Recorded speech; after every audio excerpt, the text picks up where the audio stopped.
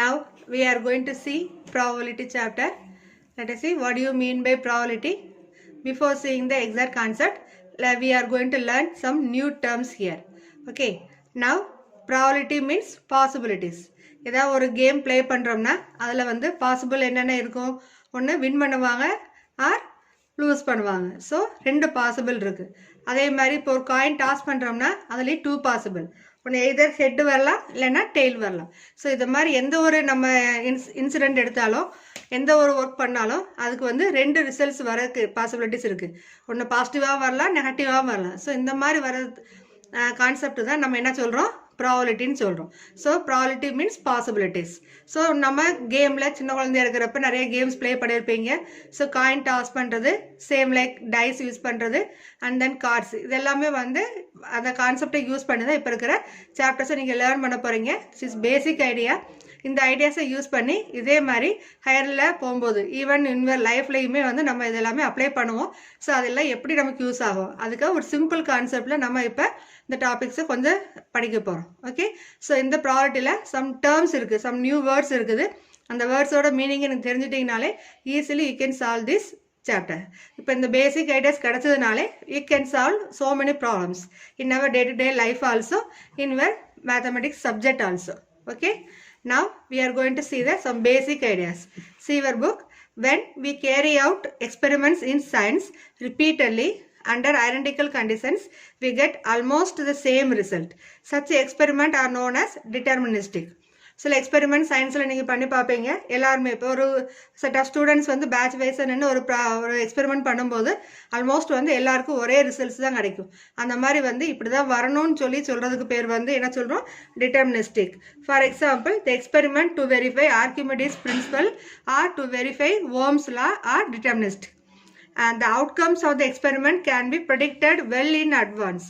So நம்ம already இதுதான் வருங்கிறது நம்ம முன்னாடி அட்வான்ஸாக வந்து ப்ரெடிக்ட் பண்ணிக்கலாம். That is called deterministic. இப்போ அப்படி எதுவுமே நமக்கு வந்து சொல்ல முடியாது. ஃபார் எக்ஸாம்பிள், ஒரு காயின் டாஸ் பண்ணுறோம். டாஸ் பண்ணும்போதே கேன் யூ சே நம்ம இப்போ ஹெட்டு தான் கிடைக்க போகுது இல்லை டெய்லு தான் கிடைக்க போகுது அப்படிங்கிறது நம்மளால ஃபஸ்ட்டே வந்து டிட்டர்மின் பண்ண முடியாது. அந்த மாதிரி இருக்கிறதுக்கு பேர் என்னது? That one is, we are going to use some new name in mathematics. That is random experiment. ஒரு experiment பண்ண போகிறோம், either head வரலாம் or tail வரலாம். That is called random experiment. அந்த experiment தான் நம்ம இப்போ இந்த ப்ராஜெக்டில் ஃபுல்லாக பார்க்க போகிறோம். இதில் யூஸ் பண்ணுற some other new words. So அதை பார்க்கறதுக்கு முன்னாடி see this paragraph.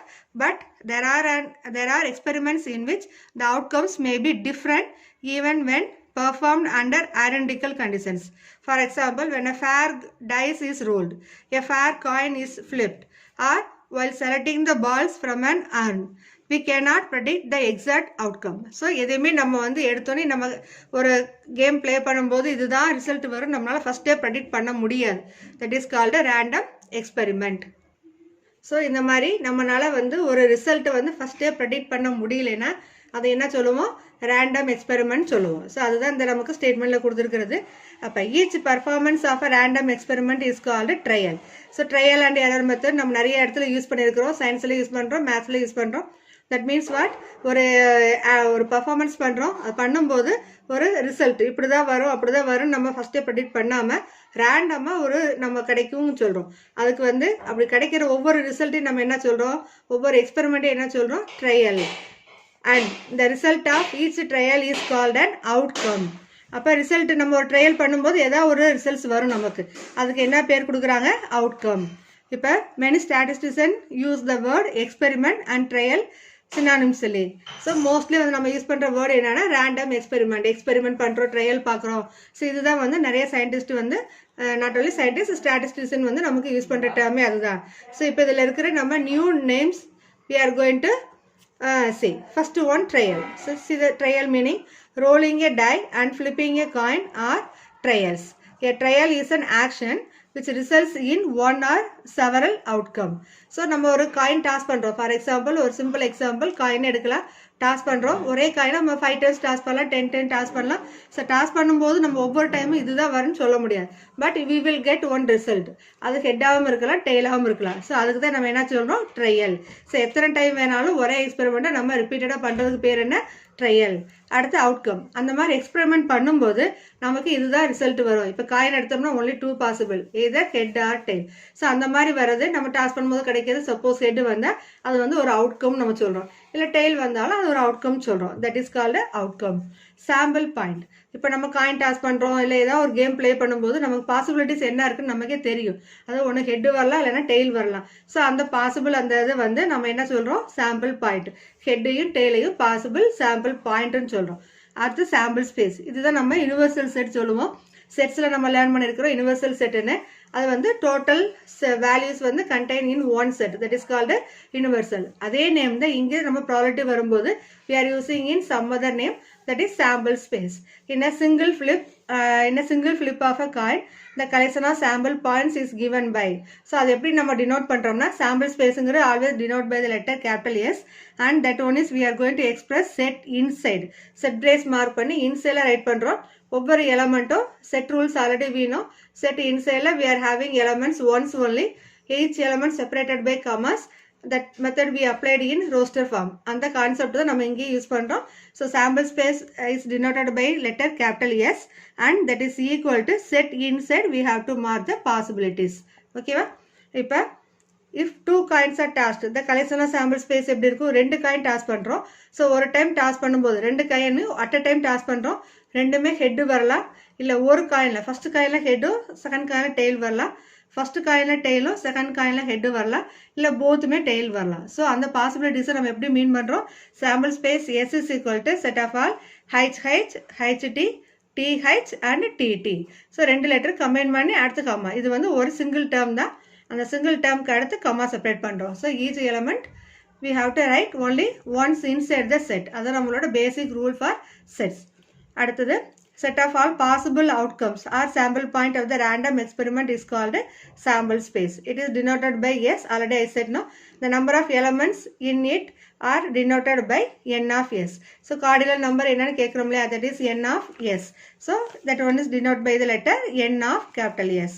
அடுத்தது event. If a die is rolled, it shows 4, which is called an outcome, since it is the result of the single trial.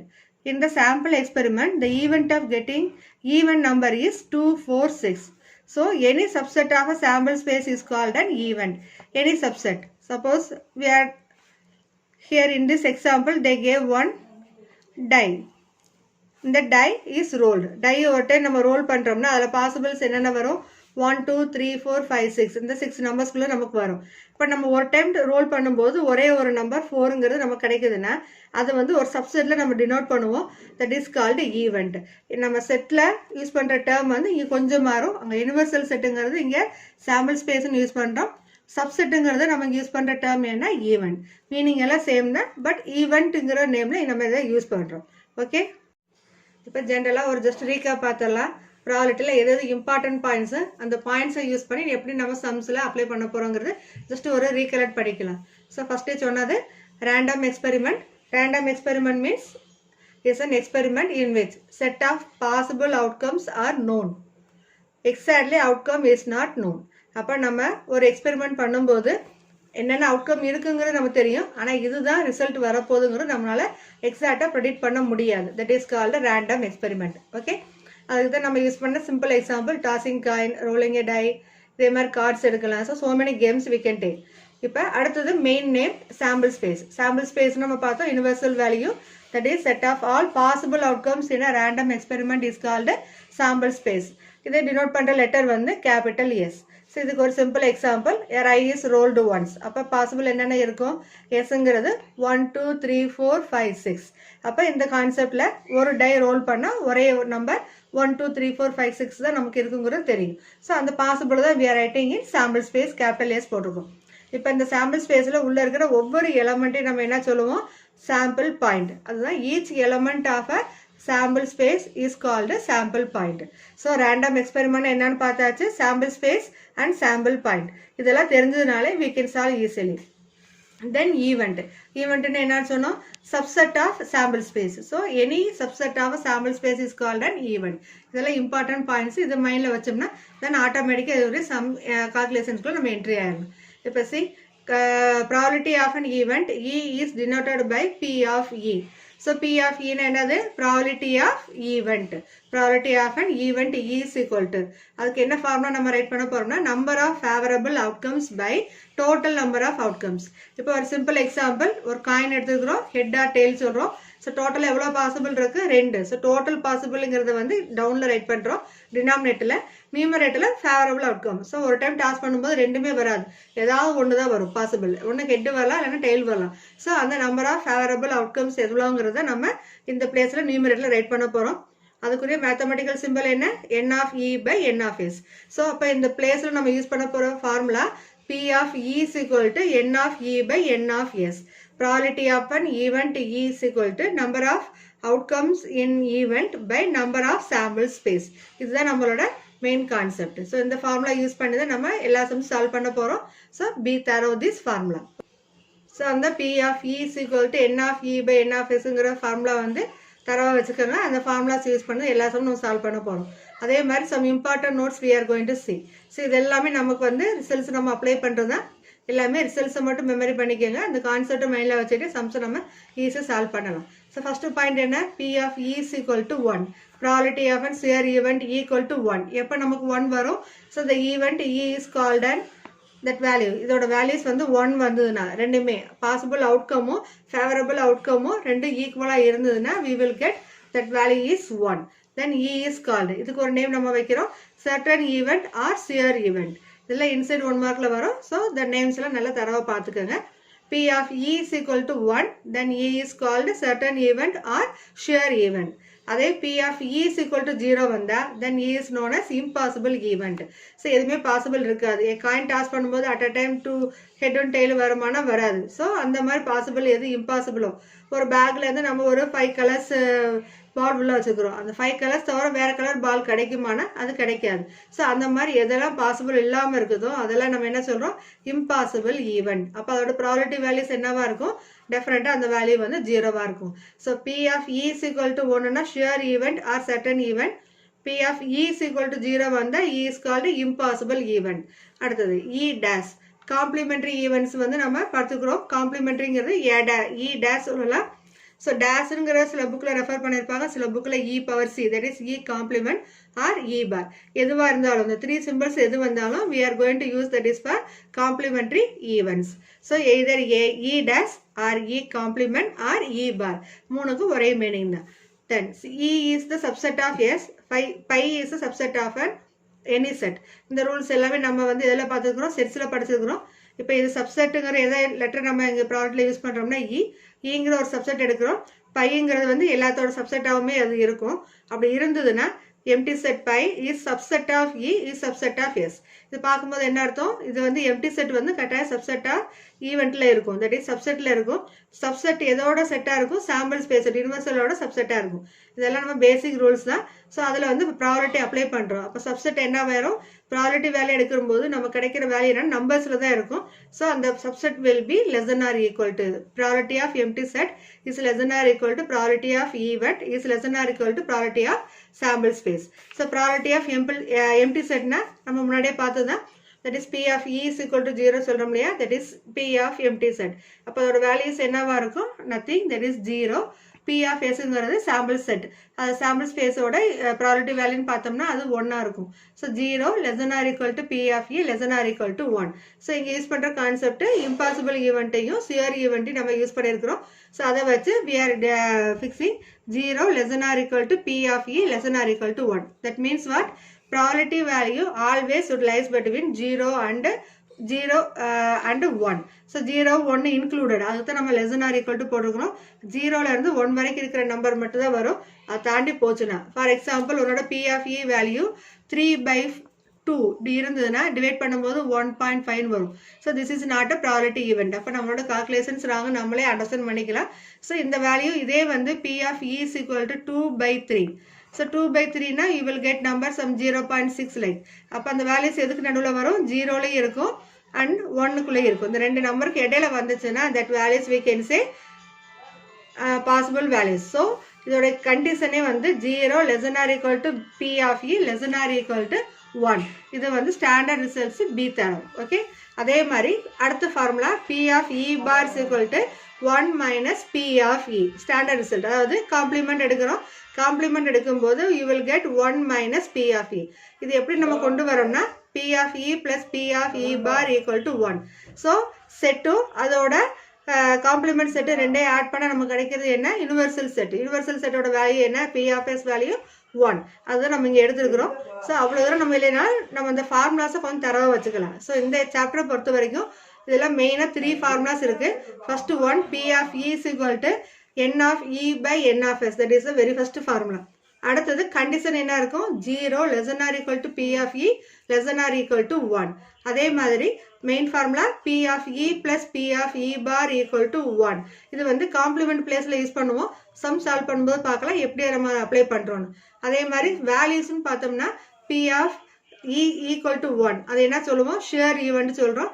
P of E is equal to 0 வந்தால் impossible event சொல்கிறோம். Okay student, now we are going to see some basic samples, sample space. இப்போ ஒரு coin, 1 coin, 2 coin, 3 coins கொடுத்தாங்கன்னா sample space எப்படி right பண்ணுறது. So ஒரு coin இருந்தால் sample space S is equal to, so ஒரு coin நம்ம டாஸ் பண்ணும்போது only 2 பாசிபிள், ஒன்று ஹெட்டு வரலாம் இல்லைன்னா டெய்ல் வரலாம். So H, T, sample space S is equal to set of all H, T. எல்லாமே நம்ம ரோஸ்டர் ஃபார்ம் தான் ரைட் பண்ணணும். So S is equal to set of all H, T. இப்போ number of elements inside set S எவ்வளோ இருக்குது, எத்தனை elements இருக்குன்னு பார்த்தோம்னா 2. So N of S is equal to 2. So cardinal value of the sample space S equal to 2. So ஒரு காயினில் இருக்கிற possibilities என்னங்கிறது சாம்பிள் ஸ்பேஸில் ரைட் பண்ணுறோம். ஸோ டோட்டல் பாசிபிலிட்டி ஒன்லி 2 தான், ஒன்று ஹெட்டு வரலாம் ஆர் டெய்ல் வரலாம். So S is equal to set of all H, T. N of S is equal to 2. இப்போ இதே வந்து 2 காயின் டாஸ் பண்ணுறோம்னா அட் அ டைம் ஒரே நேரத்தில் 2 காயின் நம்ம டாஸ் பண்ணோம்னா அதோட சாம்பிள் ஸ்பேஸ் எப்படி இருக்கும், 2 coins S is equal to, so ரெண்டு காயின்லையுமே நமக்கு ஹெட்டு வரலாம். So H, that is 1 possible.